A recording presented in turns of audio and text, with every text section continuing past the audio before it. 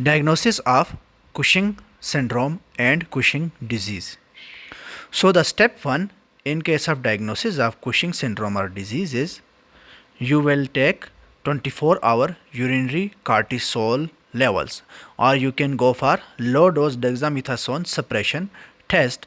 At night you give low dose dexamethasone and then check serum cortisol levels at 8 a.m. in the morning. If cortisol levels remain elevated after dexamethasone suppression, then Cushing is confirmed. Now in step 2 you will localize if it is Cushing syndrome from adrenals or Cushing disease. So you have to check ACTH levels. If ACTH level, then it means there is a problem in the adrenals, so it is Cushing syndrome.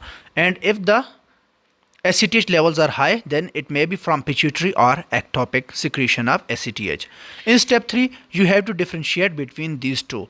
So you have to go for high dose dexamethasone suppression test.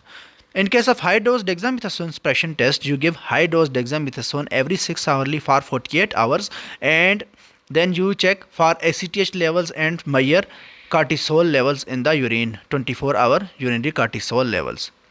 If ACTH levels and cortisol are decreased, then the source is pituitary. Do MRI brain to detect any adenoma. ACTH levels are if raised, then it is ectopic. Do CT chest, abdomen and pelvis.